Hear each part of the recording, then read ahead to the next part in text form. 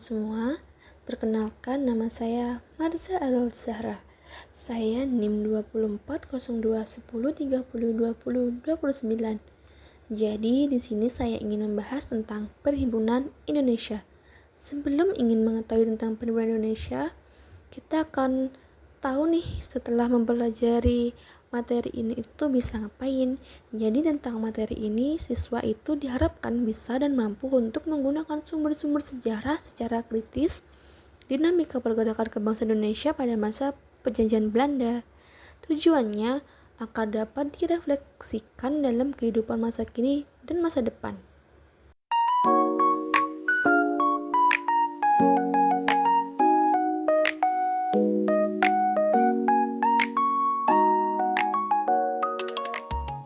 Mungkin banyak yang masih asing ya sama nama ini, padahal organisasi ini tuh punya peran gede banget dalam menginspirasi lahirnya gerakan kemerdekaan di Indonesia.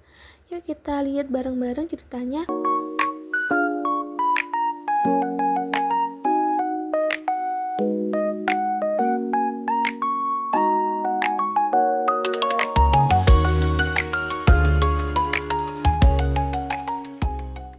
Jadi yang pertama itu adalah awal berdirinya.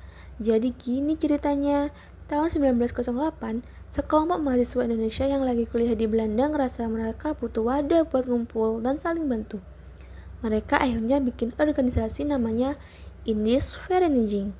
Awalnya sih sederhana, cuma buat perkumpulan mahasiswa aja. Tetapi lama-kelamaan ini menjadi wadah buat memperjuangkan kepentingan orang Indonesia di negeri Belanda, khususnya untuk kaum pribumi. Nah, tanggal 15 November 1908 itulah resminya berdiri Indisch Vereniging, yang bisa dibilang itu merupakan cikal bakal Perhimpunan Indonesia. Seiring berjalannya waktu, semangat melawan penjajahan itu makin kuat, apalagi setelah Perang Dunia ke-1. Tahun 1922, nama organisasi ini diganti jadi Indisch Vereniging. Kenapa diganti? Karena itu mereka mau menunjukin kalau ini benar-benar organisasi orang Indonesia asli, bukan campuran sama Belanda atau yang lain. Tapi perubahan nggak berhenti di situ.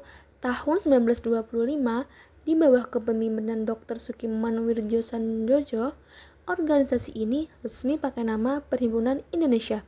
Nah, lewat nama ini mereka menegaskan tugas utamanya yaitu memperjuangkan kemerdekaan bangsa Indonesia. Kalau ditanya apa sih tujuan Perhimpunan Indonesia itu, jawabannya simple. Mereka itu pengen Indonesia punya pemerintahannya sepenuhnya bertanggung jawab ke rakyatnya sendiri. Kebebasan itu nggak bisa dikasih atau dipinjemin dari pihak luar.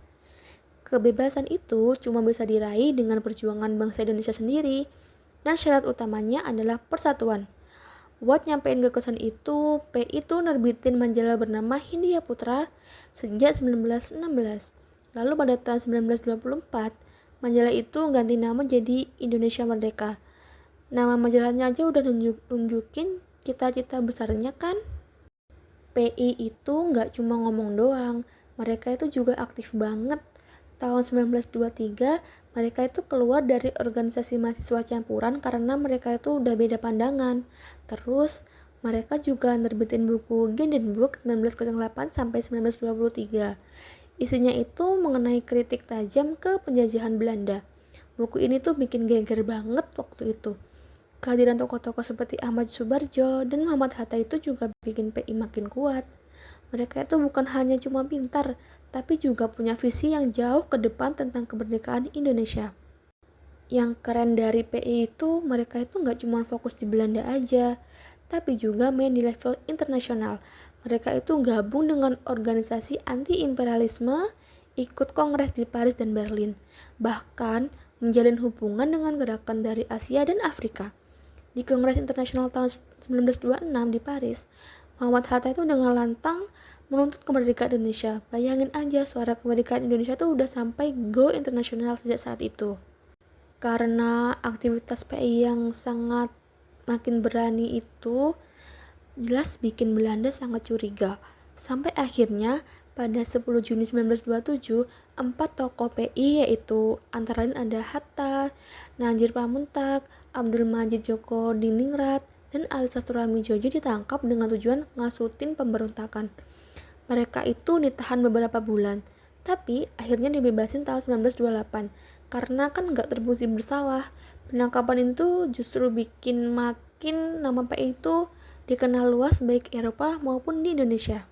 Walaupun berdirinya jauh di Belanda, pengaruh PI itu terasa banget di tanah air. Banyak organisasi lahir terinspirasi dari semangat PI. Misalnya ada Partai Nasional Indonesia atau PNI tahun 1927, Jeng Indonesia juga tahun 1927, dan Perhimpunan Pelajar-Pelajar Indonesia yaitu PPPI tahun 1926.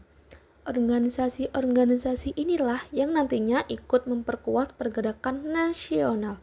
Sampai akhirnya puncaknya adalah Sumpah Pemuda pada tahun 1928 dan Proklamasi Kemerdekaan 1945. Jadi bisa kita lihat kalau Perhimpunan Indonesia itu bukan sekedar organisasi mahasiswa biasa. Dari Belanda, mereka ngasih gagasan, semangat, dan strategi politik yang sangat berarti buat bangsa kita. Mereka ngajarin bahwa kemerdekaan itu nggak bisa ditunggu, tapi harus diperjuangkan. Dan perjuangan itu cuma bisa berhasil kalau bangsa ini bersatu. Oke guys, segitu dulu obrolan kita kali ini. Semoga cerita tentang Perhimpunan Indonesia itu bisa bikin kita makin sadar betapa pentingnya persatuan dan perjuangan. Terima kasih udah dengerin. Sampai jumpa. Bersama